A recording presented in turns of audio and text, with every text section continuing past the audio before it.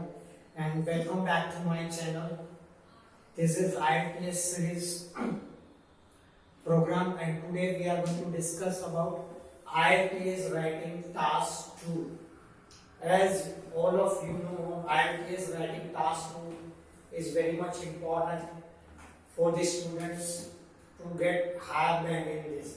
Most of the time it has been observed across the globe. Research suggests that most of the students they fail to get appropriate band in IELTS writing, and globally there is an average score in IELTS writing task 2 is 6 out of 9 bands. So let's begin IELTS writing task 2. Okay, so IELTS writing task 2 is essay writing, and essay writing is basically it is having a weightage of 6 band, which is like out of 100% your 66.3% weightage goes to IELTS writing task 2. So you can imagine how crucial this task is. So this is the heart of your writing. So more effective manner you writing task 2, you will have more score. तो चलिए आज writing task 2 की tricks tips और technique जानते हैं. So basically आपका writing में एक 1 आवर का टाइम रहता है, उसमें से आपको 40 मिनट्स जो है आइडियली आपको डिवाइड करना है राइटिंग टास्क 2 में, जो आपका ऐसे टास्क है. तो 40 minutes ideally you can complete writing task successfully. In writing task, normally you will be asked 5 different type of questions. So आपको ये जानना चाहिए कि कौन कौन से अलग अलग questions आते हैं. तो उसमें majority of time you will be asked 2 main kind of questions. So those are first is opinion essay and second is your discussion essay. So most of the time I would say out of 70% you will be asked questions from these two kind of essay. Third type of essay is advantages and disadvantages type of essay. Fourth type of essay is problem, causes, consequences and solutions kind of essay. And fifth kind of question is 2-part question wherein you will be having 2 different questions. So this is all about essay different essay questions type. Now we are going to discuss about the marking criteria of essay writing. So usually students confused होते हैं कि मैंने तो अच्छा लिखा है writing task 2, फिर भी मेरा बैंड क्यों कम आया है. So let us try to understand कि हमारा जो essay writing है वो कैसे स्क्रूटिनाइज होता है, एग्जामिनर्स कैसे चेक करते हैं. तो इसमें mainly there are 4 marking criterias है जो उसी के बेसिस पे आपका राइटिंग ऐसे एग्जामिनर्स चेक करेंगे.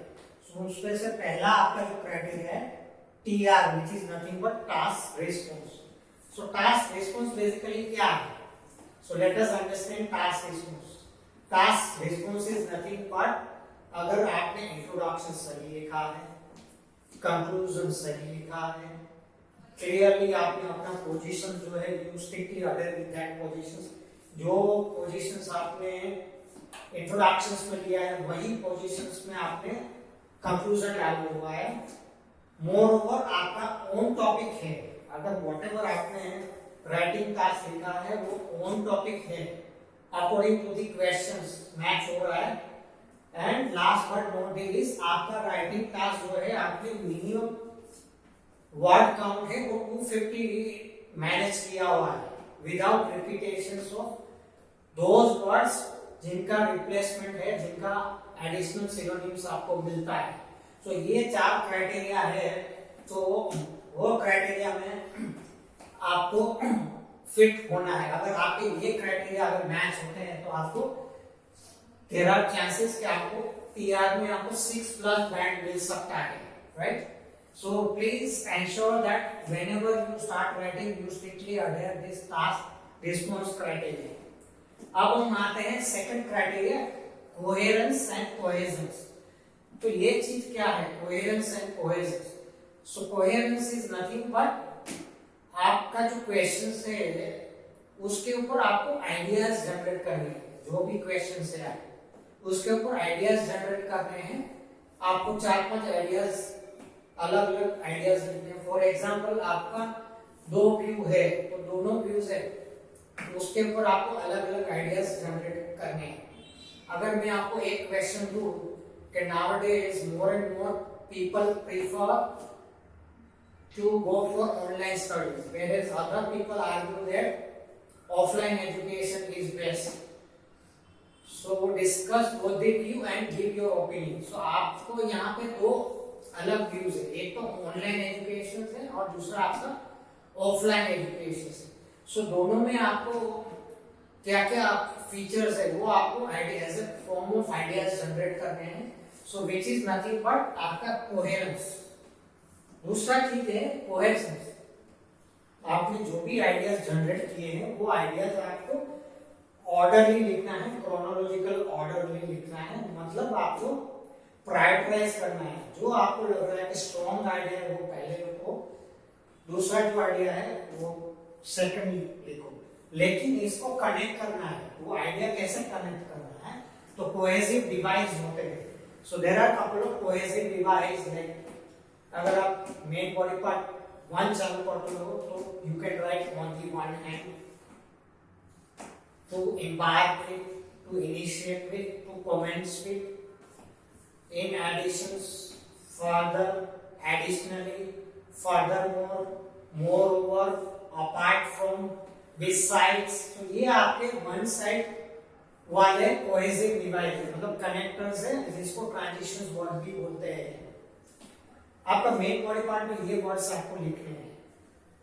अगर आप दूसरा मेन बॉडी पार्ट 2 चालू कर रहे हो, अगर आपका व्यूज जो है ऑपोजिट साइड है तो वो आप ऑन द अदर हैंड लिख सकते हो in contrast, on the contrary, on the flip side, however. So ये कनेक्टर्स आप ऑपोजिट वे में लेकर रहे हो तब आपको ये कनेक्टर यूज करना है। सो ऑल इन ऑल ये आपके कोहेसिव डिवाइस है, वो आपको अप्रोप्रिएटली यूज करना है ताकि आपको सेकंड क्राइटेरिया उसमें 6+ बैंड मिले। अब will talk about third criteria. Third criteria क्या है, lexical resources. So in a nutshell lexical resources is nothing but आपका high level vocabularies. Wherever you feel you need to write high level vocabulary and you should not repeat the word. Suppose if in one sentence you are writing important, तो other sentence में आपको pivotal है, crucial है, vital है, significant है, इस type के words आपको रिप्लेस करने हैं। आपका इंपॉर्टेंट वर्ड जो है रिपीट आना नहीं चाहिए। तो ये आपका हो गया लेक्सिकल रिसोर्सेज, मतलब आपको अलग अलग वोकैबुलरी यूज करनी है और रिपीट नहीं करनी है। लास्ट क्राइटेरिया आपका जो है grammatical range and accuracy.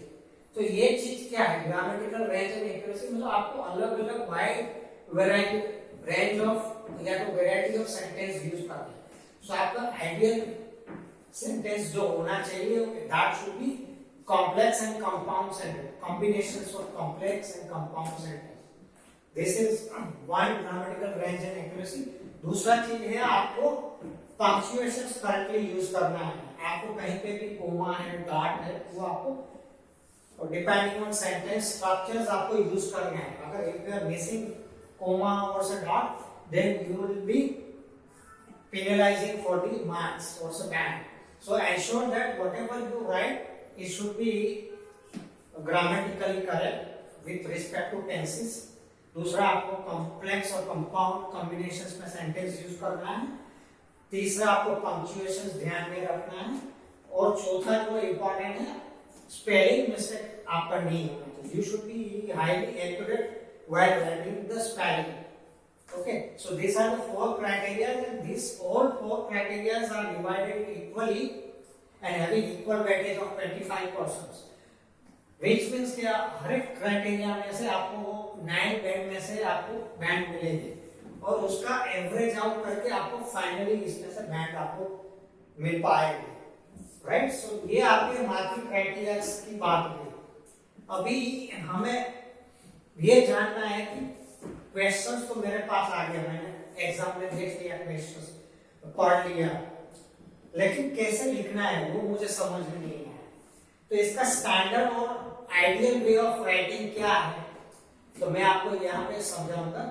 So you should write in ideal condition, you should write your essay writing in 4 different paragraphs. It should be into 4 paragraphs. और उसमें से आपका पहला पैराग्राफ होगा इंट्रोडक्शन। सो इंट्रोडक्शन क्या है बेसिकली, तो आपका जो भी क्वेश्चंस होगा वो आपको रीराइट करके लिखना है। तो इंट्रोडक्शन लिखने का देयर इज एक फॉर्मेट है आपका, जिस तरीके से आपको इंट्रोडक्शन लिखना है। So you can divide introductions into 3 parts.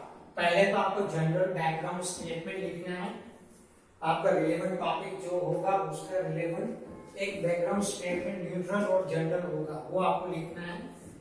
दूसरा आपको लिखना है paraphrase of your main question, जो आपका मेन क्वेश्चन है उसको रीराइट करना है अपने वर्ड्स में, मतलब वो वाले वर्ड्स कॉपी नहीं करना है, आपको अपने वर्ड्स में लिखना है। जो भी जानने भी वर्ड्स हो उनका रिप्लेस करके उनका सिनोनिम्स लिखना है। और तीसरा जो है थीसिस स्टेटमेंट्स, उसी में इंट्रोडक्शंस में ही आपका तीसरा जो होगा थीसिस स्टेटमेंट, मतलब आपको वहां पे आपका पोजीशंस क्लियर करना है, बताना है। मतलब आपके 2 व्यूज है तो आप कौन से व्यूज आप अग्री कर रहे हो, डिसएग्री कर रहे हो, कौन से व्यूज पे जा रहे हो, whichever way you want to write, you can clear your stand, your positions, right? So this is how you should write the introductions.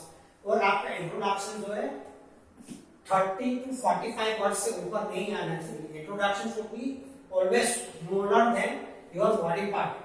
कभी कभी क्या होता है, स्टूडेंट्स इंट्रोडक्शन बहुत बड़ा लिख लेते हैं और बॉडी पार्ट छोटा लिखते हैं, तो इट शुड नॉट हैपन। आपका आइडियली इंट्रोडक्शन 30 to 50 वर्ड से ज्यादा नहीं होना चाहिए। Okay, so after writing introductions आपको बॉडी पार्ट 1 लिखना है, राइट? सो बॉडी पार्ट 1 क्या है बेसिकली?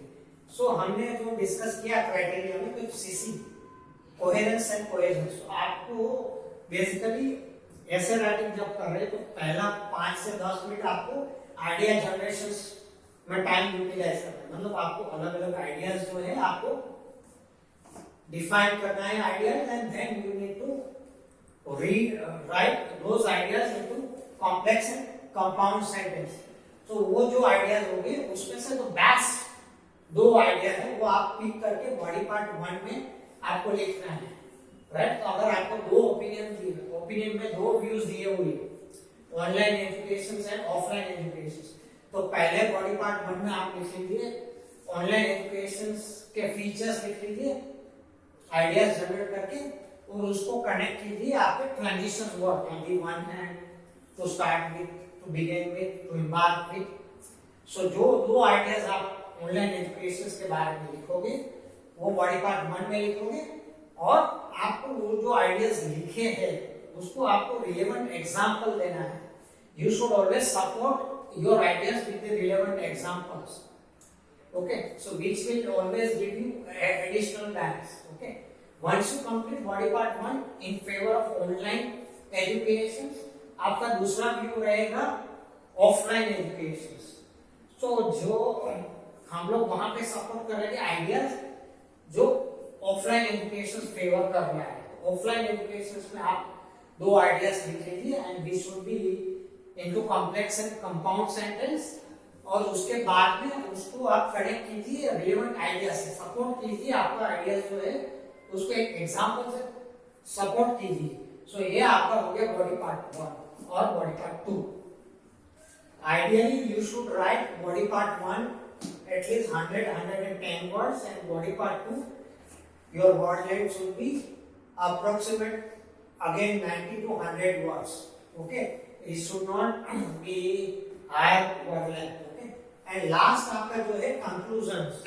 So conclusion क्या है? Conclusion आपका पूरा ऐसा राइटिंग हो जाए, so afterwards you need to write conclusion summary, whatever you have written in your introduction body part 1 and body part 2, you should always stand and clear your conclusion with clear your positions with the proper conclusion. मान लो आपने introductions में stand और position लिया है कि online education class है, जो आपने इंट्रोडक्शंस में लिया है वही आपका पोजीशंस कंक्लूजन में आना चाहिए. So this is all about how to write entire essay. Okay, so now will further move ahead. क्या क्या चीजें ध्यान रखनी है, सो हम लोग डिस्कस करेंगे tricks and tips and technique. So there are couple of don'ts and dos. So we must understand before writing, we need to understand what are the do's, what are the tips and tricks. So do's में अगर if we discuss, पहले तो आपके हाथ में जब paper है, so out of 40 minutes try to understand the question, main question first. अगर आपको समझ में नहीं आ रहा है तो आप 3, 4, 5 बार repeat read कीजिए and try to understand, spend some time with the questions. Once you understand the questions, always spend 5 to 10 minutes approximately, not more than that, in idea generations and strategy. So you should always come up with your strategy of writing, right? How to write. So उसके लिए आपको ideas की जरूरत पड़ेगी.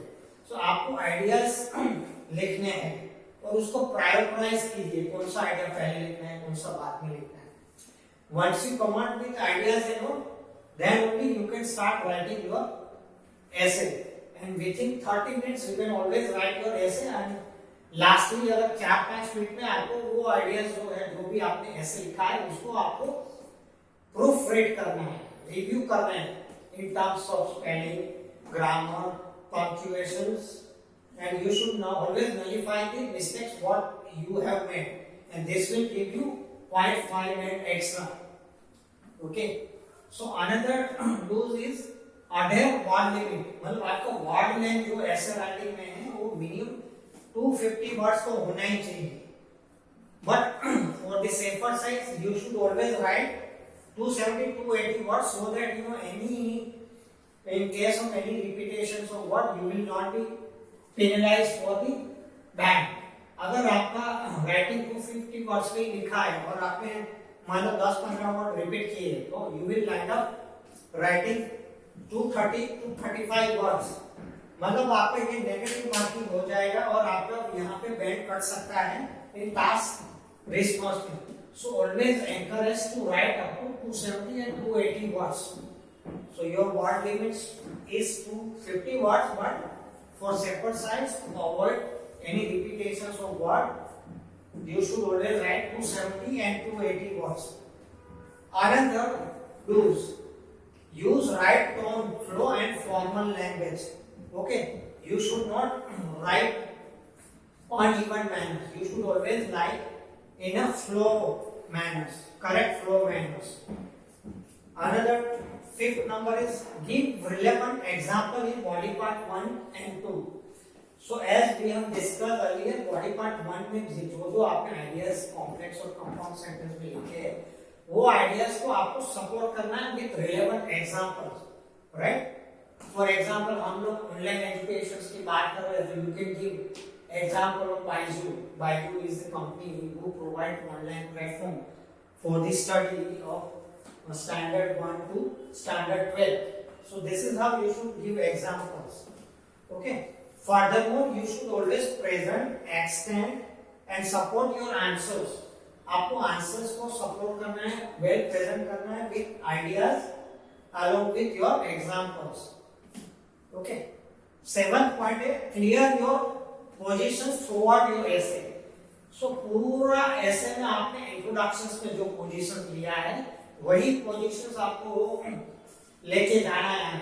You should not deviate from your positions. मतलब आपने introduction में जो लिखा है कि I agree है तो आप फेवर कर रहे हो ऑनलाइन एजुकेशन, तो उसका स्टैंड आपका क्लियर होना चाहिए, पोजीशंस क्लियर हो, और पूरे ऐसे में आप उसी फ्लो में लिखोगे.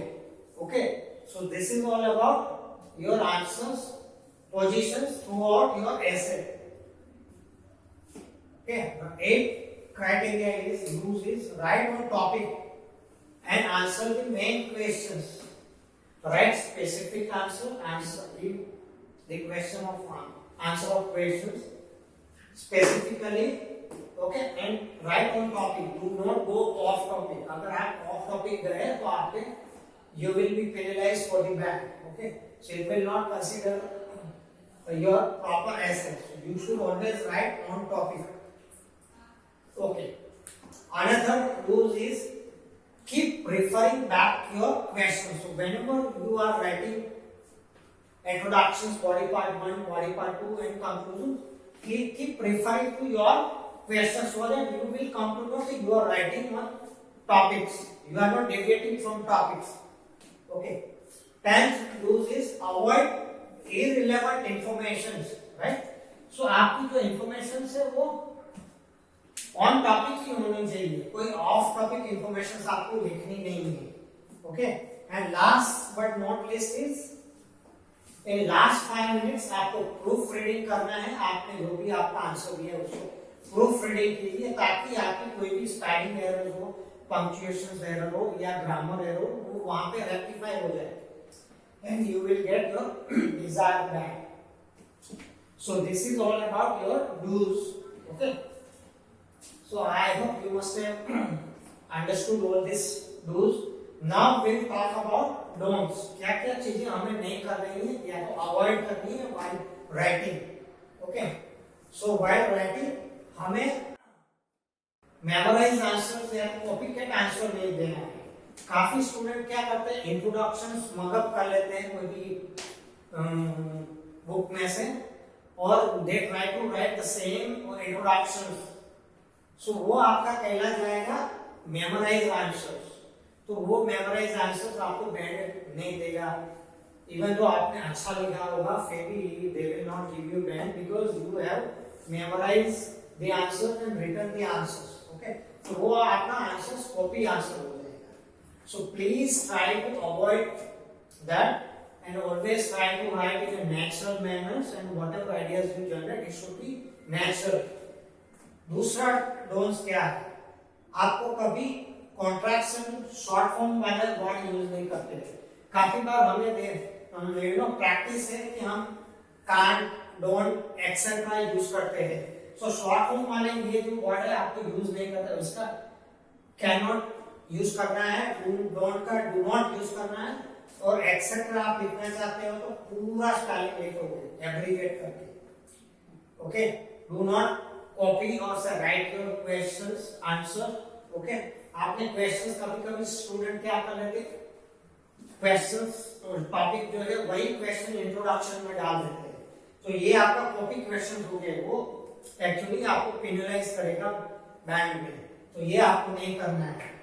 And don't repeat the word where it has synonyms. इसका मतलब साफ है कि आपका जो वर्ड है जिनका सिनोनिम्स है, जैसे मैंने पहले बताया, जैसे क्वाइट प्लेस है तो you can say shearing place. जैसे इंपॉर्टेंट एक बार लिखा है तो आप लिख सकते हो, बाद में लिख सकते हो क्रूशियल, पिवोटल, सिग्निफिकेंट. राइट, एक का एक वर्ड आपको यूज नहीं करना. पीपल है तो काफी बार people student write keep on writing people. People को इंडिविजुअल लिख सकते हो, native, citizen, depending on your question type और सब्जेक्ट आप पीपल को ऐसे यूज कर सकते हो. Right? So these are the couple of don'ts and you should avoid this way.